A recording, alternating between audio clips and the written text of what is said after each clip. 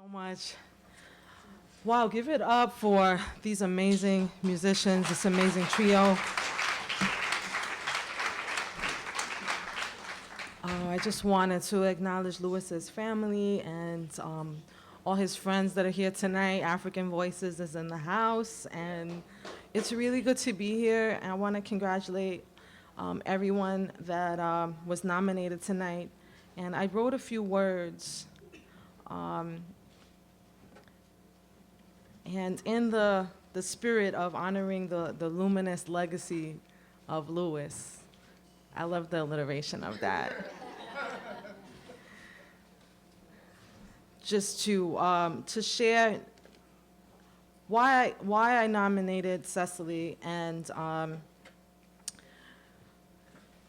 why I think it's so important that this event and this way of honoring Lewis really is so appropriate to what he believed in and his values.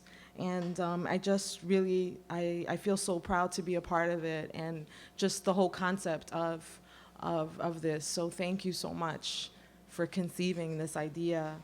Lewis never was interested in building his legacy, but in building community, cultural spaces, circles, bridges, revolution, movements, familia, art forms, bodies of work, published work. He was a worker, and he stood for workers and really valued that we as artists, as writers, are workers too. And in the tradition of honoring our ancestors, we honor our poets, we honor our padrinos and our madrinas and the ones who paved the path for us.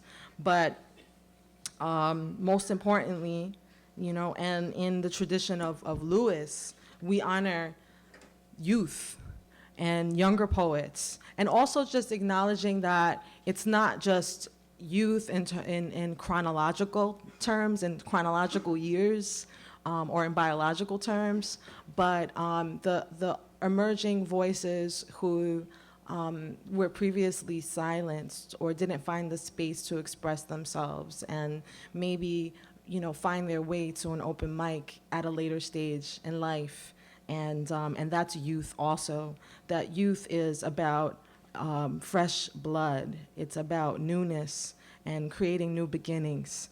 And I'm just saying this to, really for anyone in the audience who may be writing in secret and not sharing your work, just that you are youth too, and that it's time for your voices to emerge and to be heard. And so I just wanted to say that.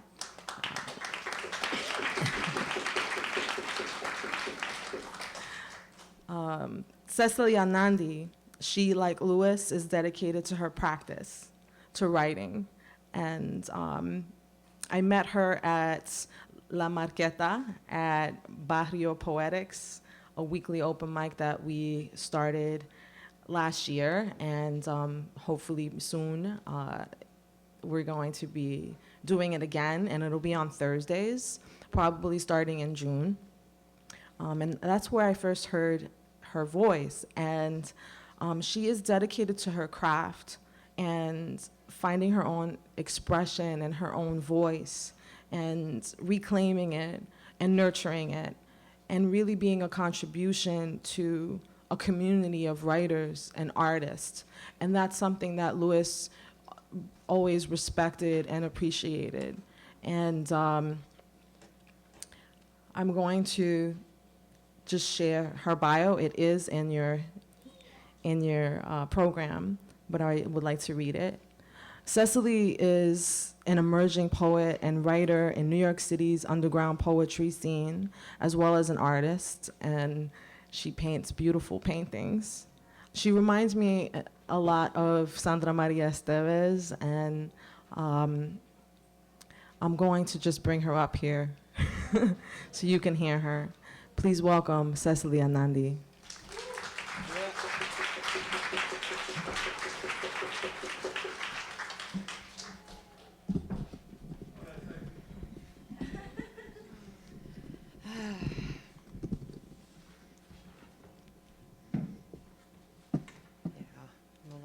tall. Good evening, everyone. It is an honor to be here. I'm in the Mecca of poetry. I was taught that I have to honor my descendants before I do anything. It's the first thing I do when I wake up in the morning. And today we're honoring our descendants. And we're honoring a great man who I wish I was born 40 years younger than I am. Before I was born. Sorry. I wish I was 40 years older so that I could have been a part of the history that was made in a place I'd never been. And that was El Barrio. And I adopted it as my home because I grew up in the suburbs. And I found my voice there in performance. I always had writing, but I found my voice there. So blessings, Ibae to Louis, and may his soul rest in peace. And here goes. This first poem is called Time Machine, and it's very relevant to me that Louis embraced the use of jazz, because jazz is what transports me into my emotions and into time. And this is called Time Machine. The birth date on my driver's license doesn't match my soul's conception. I feel more at home in grandma's stories of when I was young than peers boasting about blackout nights, drunken riots, and club fights. My heart sings along to the rich jazz echoes of Billie Holiday, Ella Fitzgerald, and Louis Armstrong. I'm nostalgic for the moments I witnessed through textbook portals and primary sources, cradling firsthand recollections, propelling myself through the space-time continuum partition with past and present melting together. I'm nostalgic for moments when the fabric of humanity, the interlaced tapestry was tested, was altered with permanence. I am transfixed, marveling at the hands pushing the needle, pulling the thread, those who left footprints in the sand for descendants. My soul searches for the comforts of long gone, the ones whispered under the bright bursts of trumpet sounds in my favorite Billy Reed song, A Gypsy.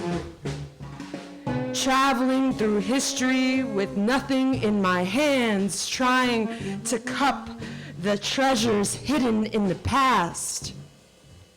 It's something about jazz sounds that have me surf waves of memories, reminiscing walks through the streets, Kansas City, Chicago, Harlem, New Orleans. Their history, my history, our history. Humming the bruised heart's song, black and blues that soothe a sometimes cruel history. It's more than just bellowing bass echoing or swinging sounds, trumpet screams, big band blends, or piano solos consoling my longing to defy time. Each note played is hinted with an undertone of days past. Ripened ears can surely hear. Sunday afternoon, the radio pours me a cup of sating sounds when I was young, says my soul. It's always been older than the birth date on my driver's license.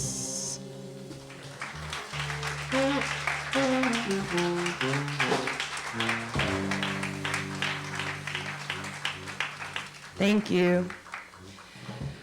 I'm a history major. I have my bachelor's in history. And there are two things that are really missing in the textbooks, and it's voices of color and women. And I'm both. So I made sure that it was my task to bring voices to women of color and inspire young ladies like me who were afraid. And this poem is an ode to womanhood. She is the conduit of birth. She is the portal to earth. She is 9 months of sustenance. She is the reason for our existence. She is the final decision of life's beginning. She's endowed with a heavy burden from the day she was born, simply for being a woman. She is subjective to enslavement, no matter how free she seems to be, because society sets guidelines to her vision. Yet she manages to make her prison into a prism that reflects lights of hope.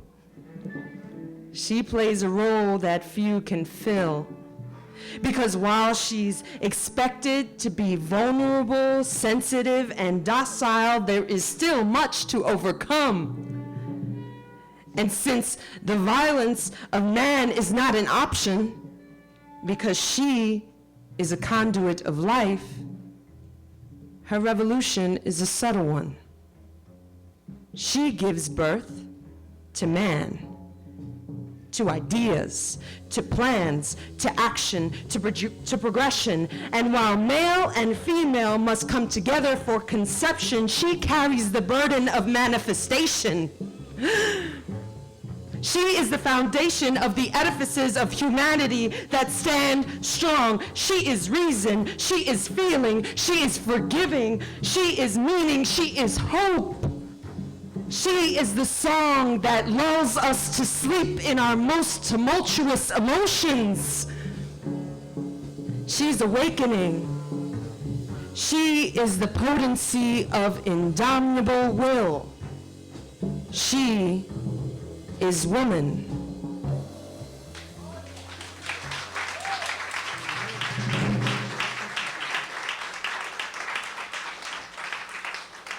And finally, this poem is called Tint of Truth. And I realized that the more you speak the truth, the more people are going to try to take your voice away. And this is what this poem is about. Tint of truth. Truth stained me, soaked with honesty, stigmatize me with the label of truth teller. Villainize me for my character, for speaking with veracity, calumniate my crusade for clarity, falsify the fact ledger I so carefully compiled. My truth will stand up to scrutiny. My truth will not prostrate to a tyranny of lies. My addiction to authenticity is the axiom for which I am chastised. So persecute, besmirch, scandalize my honest intentions. Brand me with the scarlet letter of sincerity. I'll wear it on my chest. Wear it on my chest. On my chest displayed H for honest. Straightforwardness punishable by death by lie. Generate a deception to deflect my frankness. Denigrate me because you find my genuineness repugnant. Lie on the truth. But be careful, you are not stained by it. It is a permanent tint. Thank you very much. Thank you.